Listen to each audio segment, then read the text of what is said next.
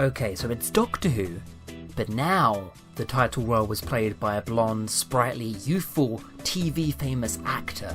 Companions? Oh, we're gonna have 3 of them. The sci-fi, the monsters, the alien worlds, the back burner. This season's focus, the family dynamic. Doctor Who's becoming a soap. We're gonna have a budget so big we won't even know what to do with it. With a poorly defined Doctor that probably doesn't get good till the end of their run. Oh. Wait, no, we've done this before. Yes, it may sound like I was being very topical, but I was actually talking about the 1980s era Peter Davison run. I have incredibly conflicted feelings towards this Doctor. So let's go chronologically. As a kid, I gravitated towards him. The second I learned that the classic series was a thing, I picked him up and binged all of his stories that I could. Resurrection, Visitation, Earthshock, Castrovalva. These are the fundamental blocks in which my Doctor Who experience was born. Time Crash was a big deal to 10-year-old me. I think I still own a little mini Peter Davison somewhere. Adorable. Imagine if Toy Story was real, and then at night I just have a Peter Davison walking around my bedroom. I think I really believed Moffat's sentiment that Davison was a very similar Doctor to Tennant. I enjoyed him because of his youthfulness. His physical ability, his agility that he brought to the role made the episodes faster and a lot more physical. And thanks to that, the show now has a young, upper-class, pretty boy Doctor running around sets, righting wrongs, playing cricket and talking fast. The model for what was yet to come. One thing I don't remember though, from my youth, was how catty this Doctor was. Yeah, growing up I slowly realised this Doctor does not have much in common with Tennant at all. He's moody, impatient, just a big old grouch, but not in the endearing Hartnell way, or the I'm drunk and too done with this bullshit Baker. I don't really ever know why this Doctor was so short with everybody around him. He had the capability to be kind and sweet, but moody definitely seemed like his default. On the grumpy meter, I'd put him after Series 8 Capaldi. But there was something so colourful and accessible to the early episodes of John Nathan Turner's run that just made this something really special for kids. The TARDIS crew were all loud caricatures. The performances were big and the worlds were quaint and small. The monsters were cute and the episodes were ambitious. I'm not going to lay out all of my cards on the table at once, but I can quite comfortably say the 5th Doctor is one of my least favourites. And it takes a lot to say that. In a previous video I said that the 10th Doctor is one of the most impressionable and iconic role models ever put to screen. He's still great, but I've outgrown him. And I've got to say the same applies to 5. And there's absolutely nothing wrong with that. He's still a brilliant screen presence, has a handful of brilliant show-defining moments, and really brought his all to this role. It's just a shame he did not realise what he wanted to do with this role until the final few episodes. Sound familiar? And as a result, he is the Doctor in very broad strokes. Many fans have labelled him the naive do-gooder, hopelessly fighting for a moral good even if such an option does not present itself. So, like Whittaker then, but for a bunch of pacifist Puritans. They sure both have a lot of accidental murder sprees. I don't know, this is the part of the video where I usually sum up the Doctor's personality, interesting details and development. A companion could die, betray him or leave, and he never really takes it onto future episodes. He's like a Doctor who's actively resisting a character arc. And that's fine, most of the classic Doctors didn't have an arc, but they still stood out. The epitome of naive kindness? These seem like retcon attributes. Retroactively dubbed by fans, and Davison himself. In my own words, I think he's rushed, passive, and stressed. Or as he puts it, cosmic angst. In some stories, he comes across like an entirely different Doctor, and it's like, wait, no, that was good. He really embodied the early tropes of the 1980s Doctor Who. Deus Ex Machinas running around, surprise return villains, blatant fan service, and bickering in the TARDIS. And that's the thing, I'd say that this Doctor liked surrounding himself with companions, just because he had so many on the go at different times. But then, he never much seemed to actually enjoy their company. It feels like on this magical space-time machine that can take you anywhere, everyone there just doesn't really want to be there and have been awkwardly shoehorned in together. All three of these kids have one recurring motif. I just want to go home. Let's talk about them for a second. We got time. These companions are such a mixed bag. Never quite getting the obvious potential that they all had, and yet I love them infinitely. Yes, even Adric. Tegan! When she's given good stuff to do, she is one of the best Doctor Who companions of the classic era. She just, never gets anything to do. Adric! A precocious little teen, sure, but emphasis on the teen. Having a moody but good-intentioned kid in the TARDIS actually made a good dynamic. Sometimes obnoxious, sometimes written really well. He's my small little maths boy, and I just want him to be safe. Oh. Nyssa, probably one of the more disposable ones. So much potential with an ice queen, pacifist scientist princess, and they never deliver. Mate, your main villain is walking around space with her dead father's face. There's so much to work with there, and yet Nyssa is just here. There's Chameleon, walking proof, well, not walking, proof that the BBC can make bad investments too. Congrats on whoever literally conned the BBC. And then there's Turlo, who might just be the best companion in Classic Who, once the TV show had worked out what to do with him. I like self-preservation lists. I can define all of these iconic characters like that, but the Doctor, not so easily. Let's get on to it, the best 5 Fifth Doctor stories. If you don't like what they be, jump in the sea. First of all, I had to make one big choice. Earthshock or The Visitation. It was like picking between my two babies, but in the end, I went for Earthshock. 1 part eerie exploration, 3-part kooky Cybermen epic. As far as cyber stories go, it's pretty by the numbers. The Cybermen make no reference or attempt to convert anybody. But as far as generic robot bad boys go, that cliffhanger. Destroy them. Destroy them at once. I think like many other people, that's the exact moment I went from a fan to a fan. Upon the rewatch, I also noticed this is the one time the Fifth Doctor is ever allowed to just be nice. Across this whole first season, this is the first time the Doctor has ever spoken to one of them like a friend and apologised. His interactions with Adric are actually incredibly sweet, just too little, too late. This is a finale that actually has guts, and it's genuinely shocking, strange territory for Doctor Who. Suffice to say, it's definitely a better finale than The Visitation, which ends in a punch-up. Anyway, the dinosaurs save the day. Number 2, Snake Dance. To this day, I don't know why Kinder gets the love that this one deserves. Martin Clunes, brilliant. The plot is twisted and vague, and unlike the rubber pantomime snake from a year before, the effects here are some of the best in Classic Who. Yet again, Doctor Who is in scary territory. The stakes feel real.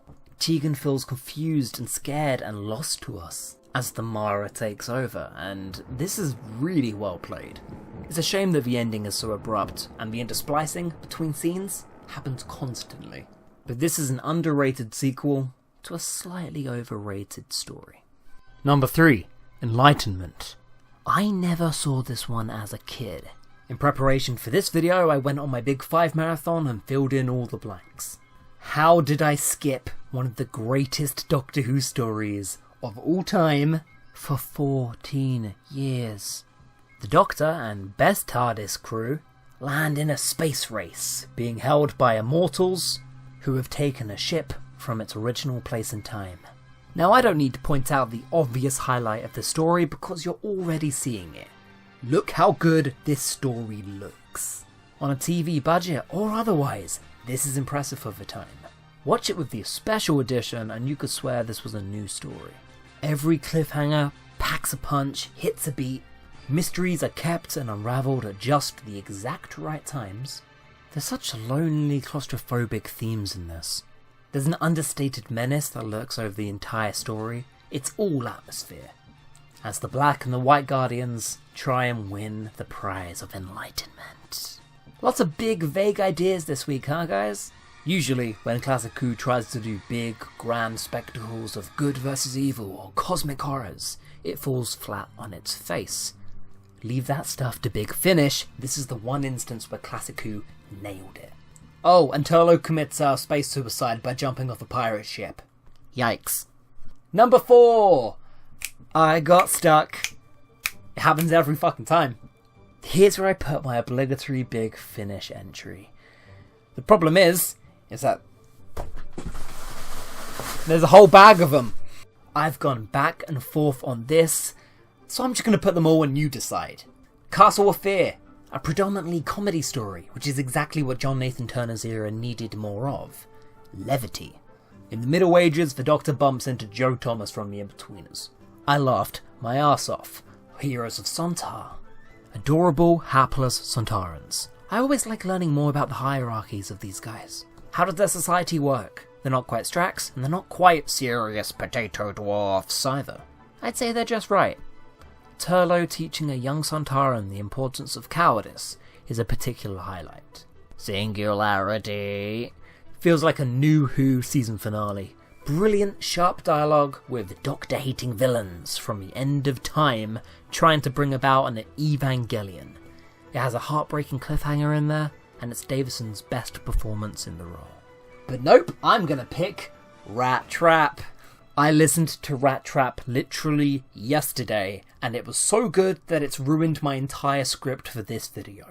Rat Trap might be the most grim, depressing, and murky episode of the show ever.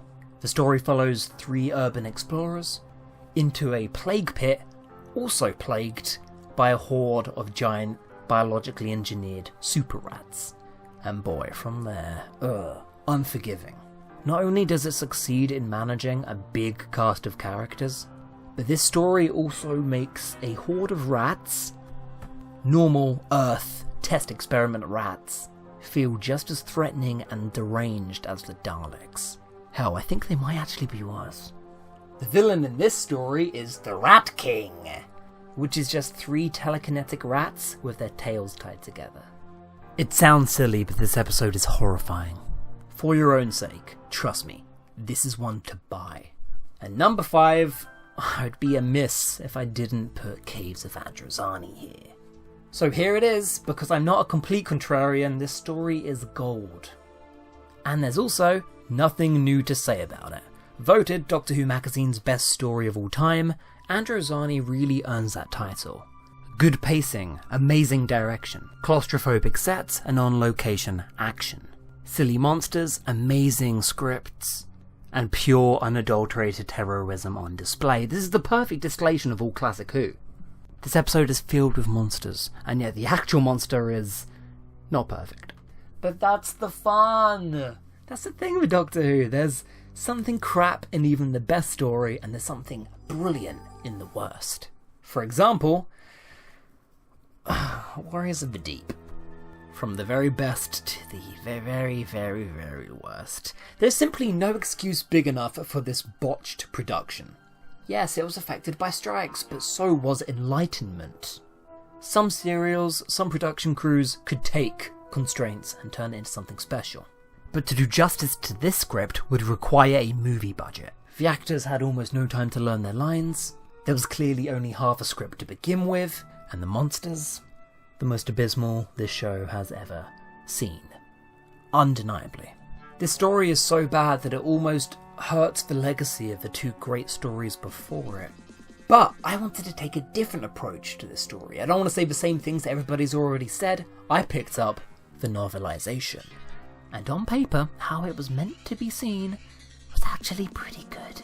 Not great by a long shot, but this book alone, this story was intended to be decent. The supporting cast are actually interesting, reasonable. They have their own conspiracies and lives established and set up. Turlo gets development. The Doctor has to fall to a new low. There's actually a lot of groundwork done here in a very modern sense. But then of course it all falls apart the second he shows up. Oh, you know him! The book described him as a impossible, vastly infinite sea dragon. And the TV show has this.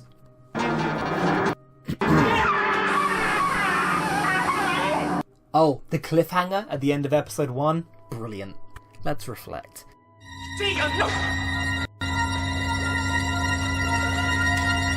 Doctor! There's nothing we can do! We can't just leave him! Face it, Keegan! He's drowned! Turlo, he's been down there for like 2 seconds at most.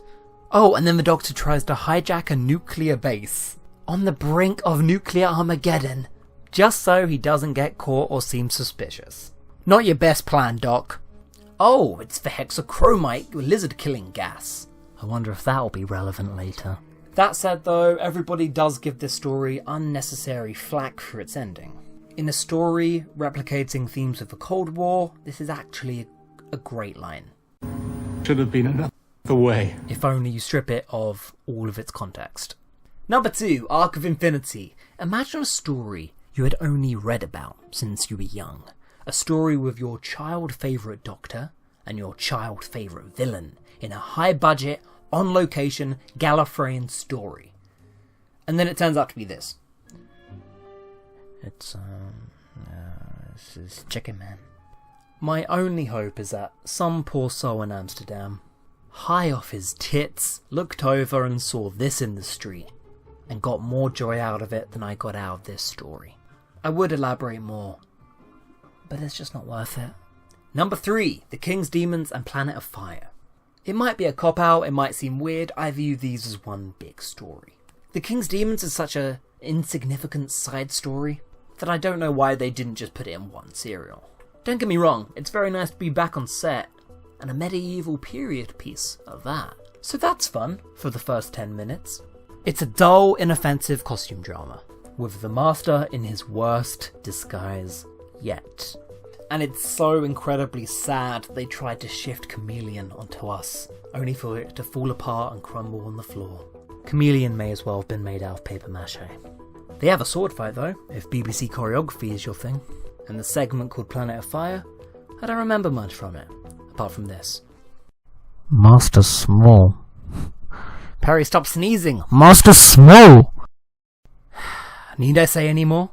Number 4, Cuddlesome. The 5th Doctor is thrown into a Gremlins movie that is somehow neither fun nor charming. What it was, though, was free. So there's that. And number 5, oh my giddy aunt, Time Flights. I'm sitting here with a big smile on my face. I also watched this yesterday, and I think I had a baller of a time. The story clearly has a big budget, used in all the wrong ways. Has Ainley having the most fun he's ever had in his career, albeit with a questionable accent.